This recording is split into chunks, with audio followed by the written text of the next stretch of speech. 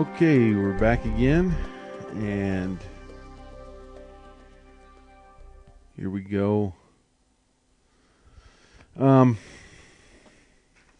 See, I have some other things that I wanted to talk about on this video.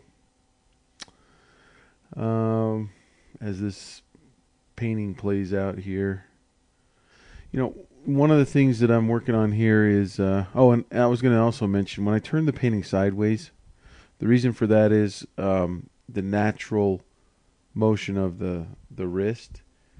I can handle the grass a little bit better that way. When I'm doing, when I'm trying to control edges and stuff, and get a nice smooth line.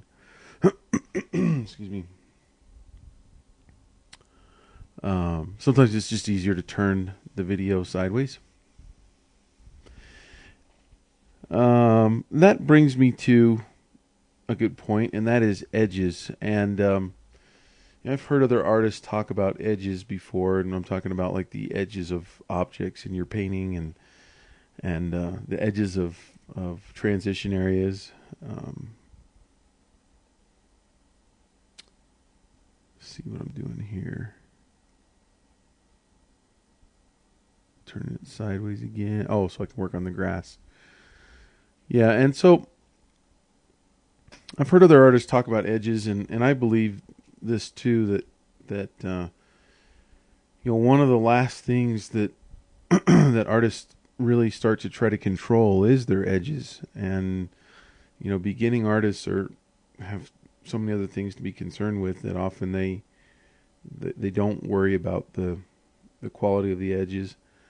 But objects in the foreground, they're going to be crisper. They're going to need to have a crisper edge than objects that are in the background that are distant. Things will blur more the further away they get, and then some objects, in order to actually round, you don't really want a really, really crisp edge.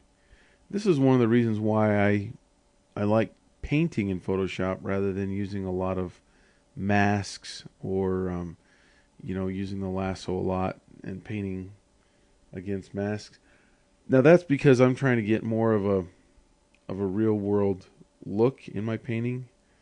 I've seen a lot of artists that do use masks and stuff that I love. It's just that's not part of my style, but I see work all the time. Designers. Who's the there's a girl that I really like, Amy. I can't remember her last name, but she uses masks for her animals a lot, and just really, really nice work. And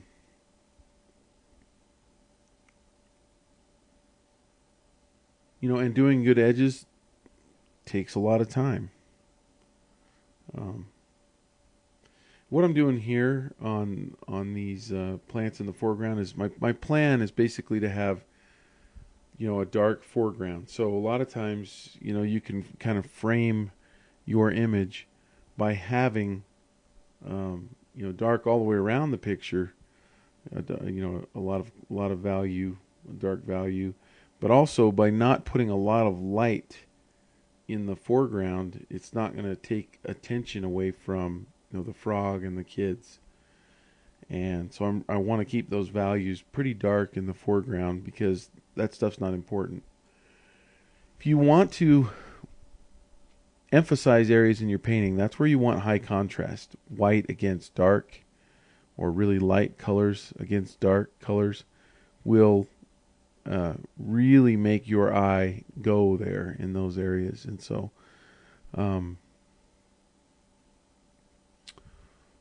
when you don't want emphasis, you want to do the exact opposite. You want to have less value contrast. So, even though the water there behind those plants is light and the plants are dark, that value is probably a middle tone.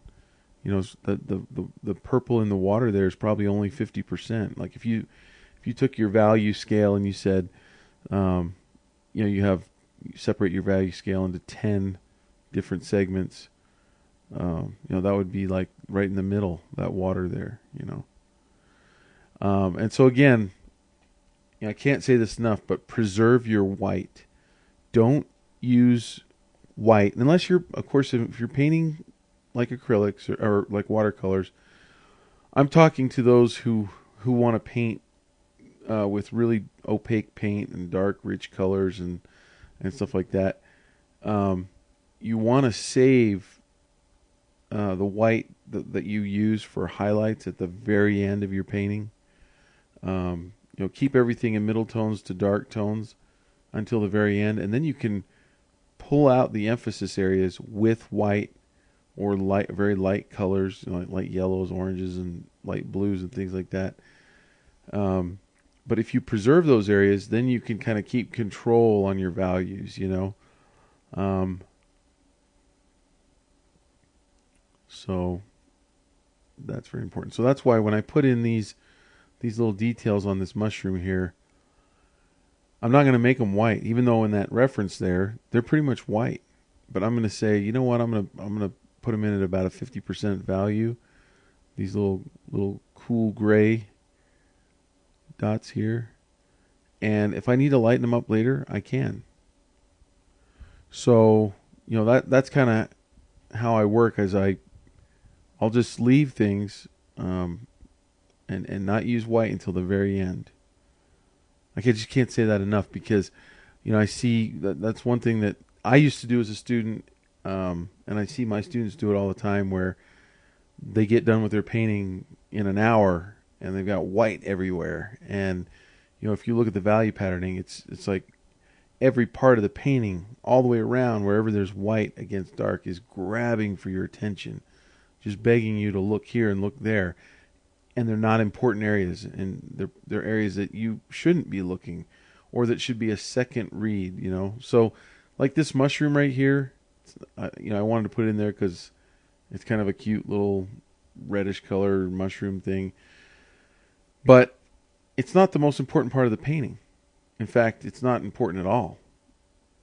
It's a little detail that can add a little bit of flavor, but it's just not that important. So I just don't want to really emphasize it a whole lot.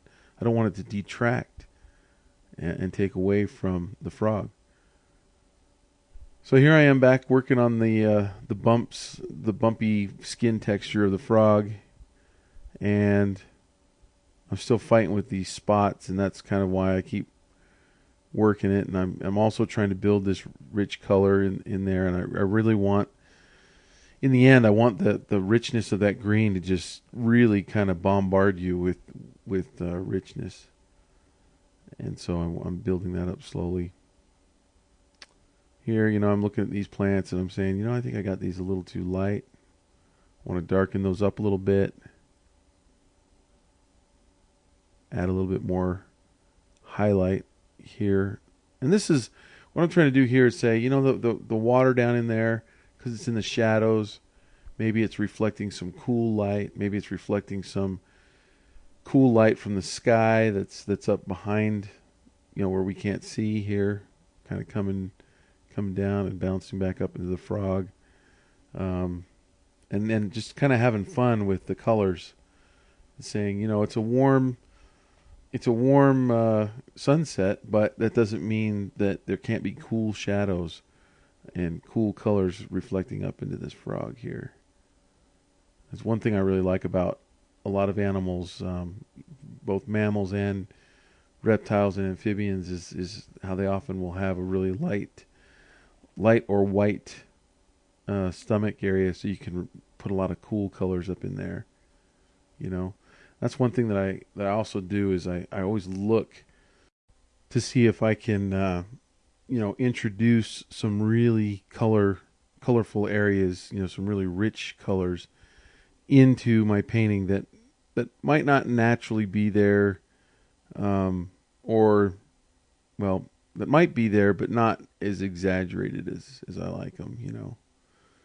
So can't wait to put this highlight on here. These are always fun to do, but I'm waiting until that eye is pretty much finished before I put any white in there for that highlight. And And I'm going to reinforce the reflected light. So you can see the highlight, halftone, core shadow, and reflected light really well on that eye. If you, like I said before, if you get those values right, uh, things will always look like they're rounding, and that they're 3 dimensional. It's one of those things that at first it can often seem hard, but if you learn it, it just makes things so much easier for you because you want to get that 3D effect, and it's just so easy to put that in there. I'm going to lighten the grass a little bit here.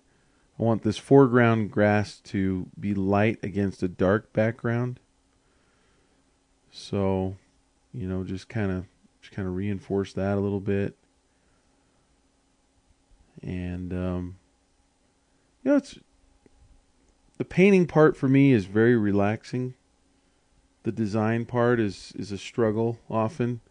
I can watch TV while I'm painting, or at least listen and glance at the TV every now and then. But when I'm designing, I can't watch TV. I can't comprehend anything except trying to work the design, and because it's more like working out a puzzle. And it basically, if my brain was like a computer processor, it's all taken up during the design stage. But when I start painting, that's like that in a lot of ways it's the fun part. Sometimes it's tedious, and sometimes sometimes I'll feel like, gosh, I've already designed the whole thing. Why can't it just be over? But when it's a painting that I really, really want to paint, then it's just a joy usually, and it's especially if it's working out. I often will say that, sometimes my better paintings just kind of painted themselves, and I think what happens is your enthusiasm just kind of grows as you're working this painting, and as it's working out. It's just this euphoria that you feel, and you just start. It's almost like you're watching as it just unfolds right before you, and and that never happened really until I was well into my illustration career, where and that again goes back to the 10,000 hour principle. I talked about that in my How to Illustrate Children's Books series also. It's something I really believe in. I'm going to put some highlights on these leaves up here. The reason I'm doing that is because, again, they're light. Now, those are light leaves on a dark background. So just want to reinforce those a little bit. But the 10,000 hour principle is something I really believe in. Malcolm Gladwell popularized it in his book, Outliers. You Google 10,000 hours and you will find page after page after page on that principle. And some people believe in it. Some people, they're the naysayers, but I haven't seen any of the naysayers that really make a good argument.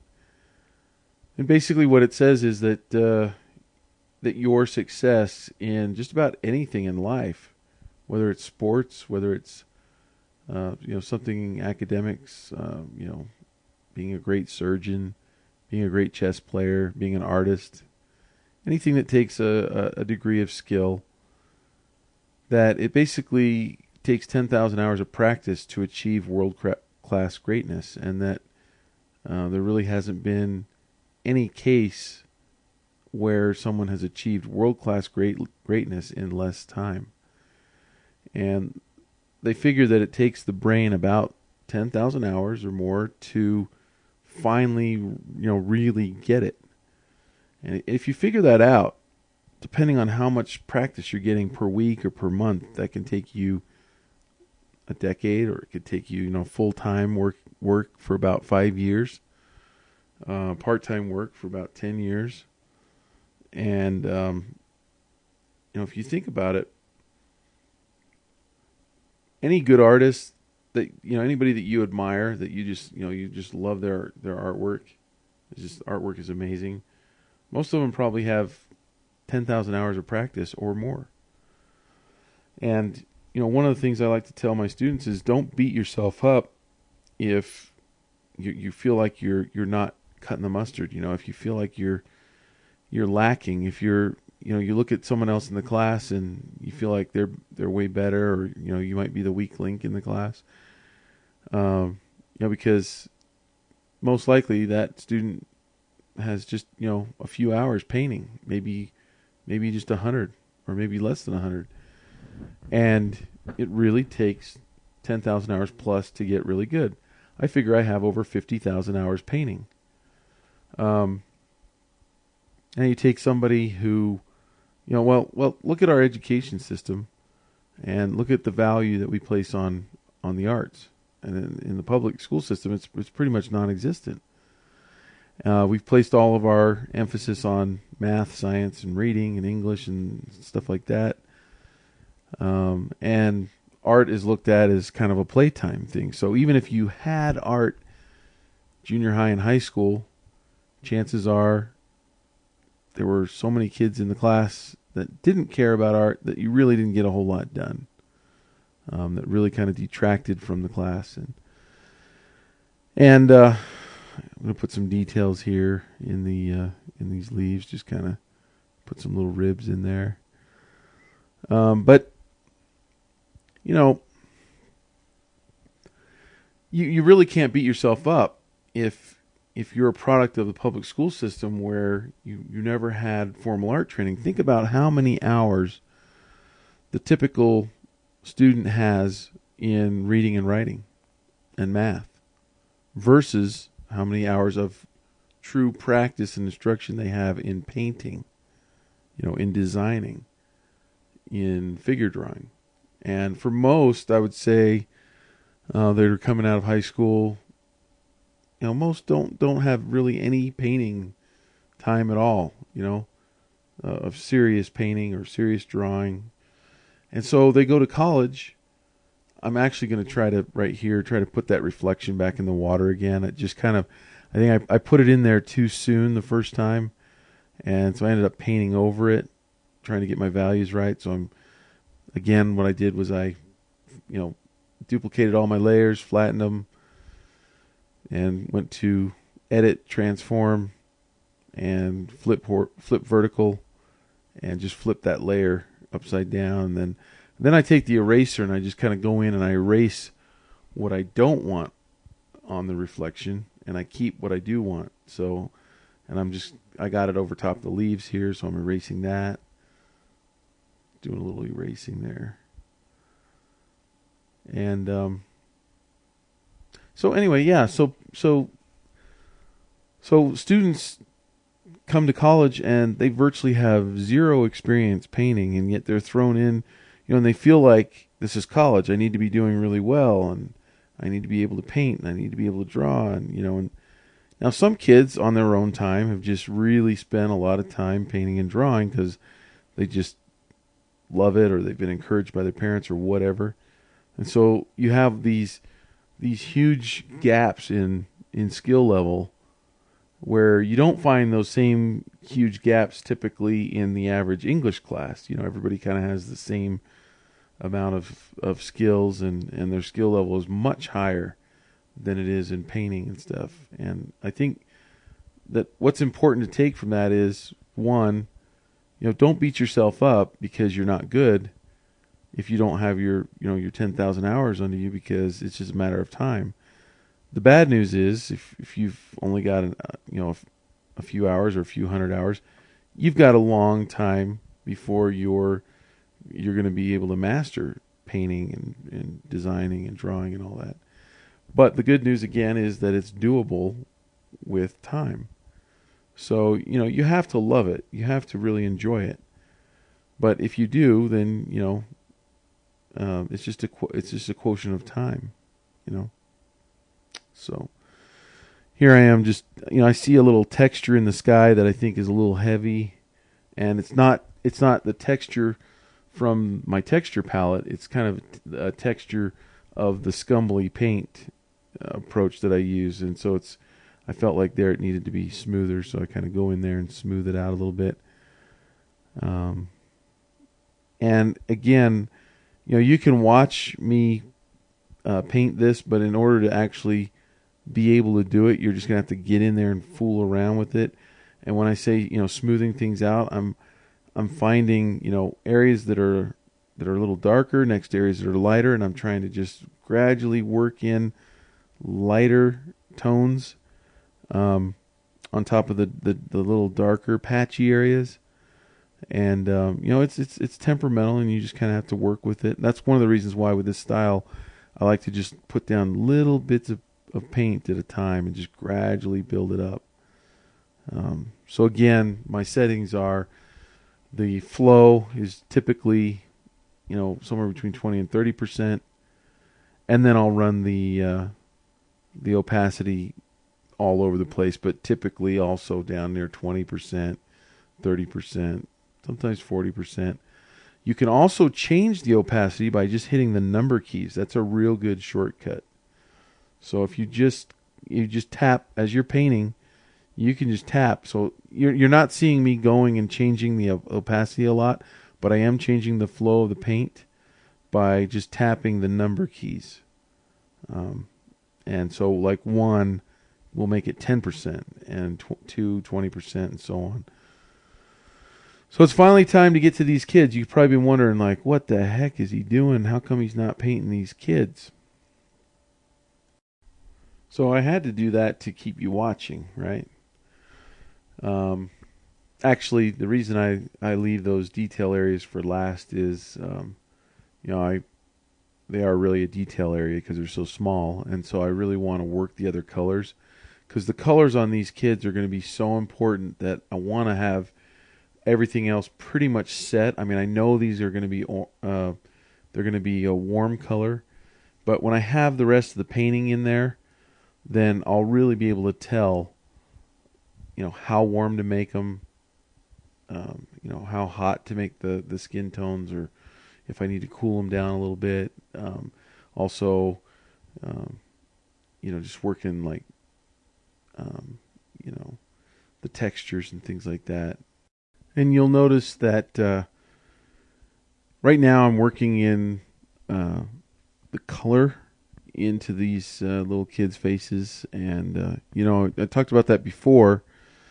You really want to, if you're painting, from dark to light, you really want to work the color in before you really start working the value up to the light areas. And again, that's because you want that color to kind of shine through as you paint lightly in textures or in layers, different little layers of paint, and you want that to come through.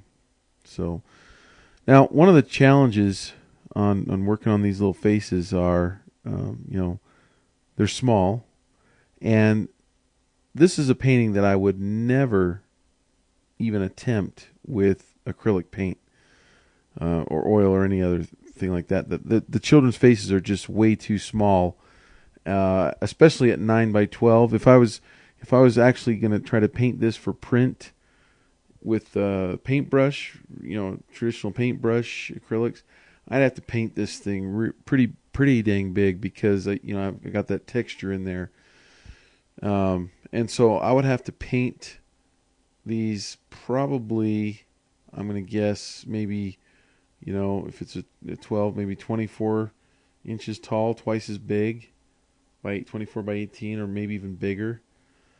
And I mean, that just gets huge, and then it gets hard for an art director to use, hard to ship, expensive to get it shot. Here I'm working on edges. You can work on edges on both sides of an edge. You work on the negative side of the edge and on the positive. So you reinforce that negative side and the positive side. Trying to maintain my drawing through here also, and you'll see that I'm going to turn, one of the techniques I'm going to use is to turn the opacity of the layer down so that I can see my sketch again, and you'll see me do that. But right now I'm just kind of working the light back in here. Remember, I want things to be dark on a light background or light on a dark background. In this painting, it's all pretty much dark on a light background. So I'm reinforcing, and this is so crucial. These value pattern areas where you have light against dark, light against dark, dark on light, light on dark. The negative areas happen to be light, so I'm just going in there and then reinforcing those so that these children really stand out, so they don't just get mixed in with the background, so that they actually pop. And it's a challenge because you're working the value, but you're also working color in there at the same time, and that can be a real challenge. And trying to keep your transition. And in this case, I'm moving from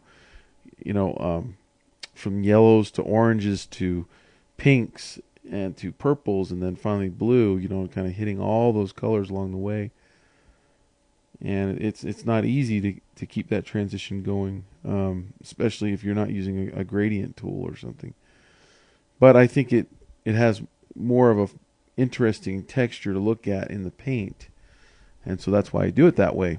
And it just takes a long time. So just trying to work some pink on top of the purple and blue. Trying to work some orange in here. This was actually these colors transitioning was something that was really difficult for me when I first started. I just couldn't figure out how to work these colors. That brings up a whole nother issue, another subject that I kind of cover, and I actually do some demos in the How to Illustrate Children's Books series, where here I am throwing in more rich color, because again, I'm going to come on top of that. I'm going to lighten it up, and I'm going to lose a lot of that richness, but I need to have it underneath so it will hold as I lighten up. But the secret to rich color is basically when you lighten a color, you want to add some white.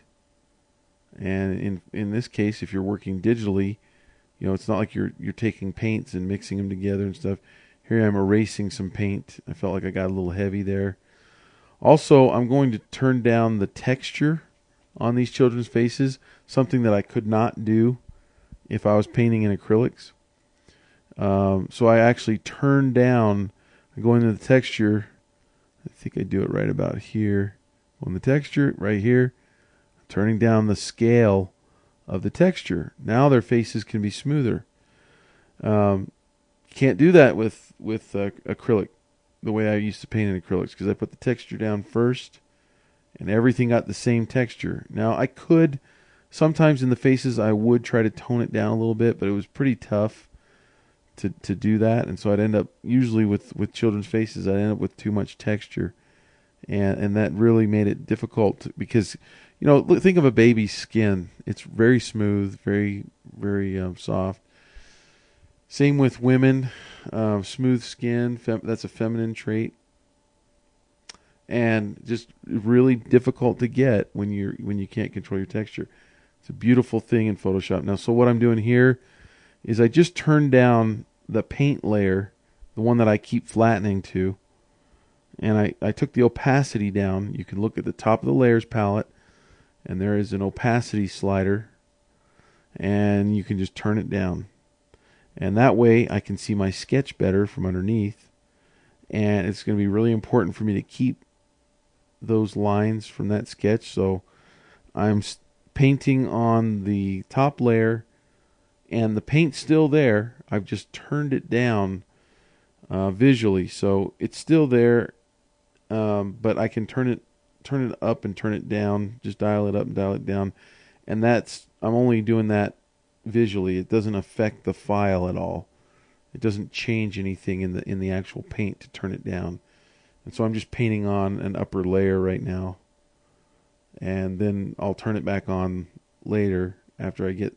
But I'm trying to get these lines in there of the shape of his the little boy's face, and eyebrows and eye positioning and eye shape and noses and all that good stuff. And this is a lot of noodling, and I actually, working on little kids' faces, it's both fun, but it's also tedious for me, because you got to get it right. With that frog, if I mess up on the frog a little bit, or put a little texture in the wrong place, or maybe his eyes in the wrong place a little bit, moved in, or he's got a little bit too much texture or something. That's the end of this video, but I'm just going to keep talking for a little bit. I can fix that, or it doesn't look that bad with a frog, but with a little children's face, it really has to be smooth. So that's the end of this video, and I think I'm going to have one last video, video number 5, so join me on that one.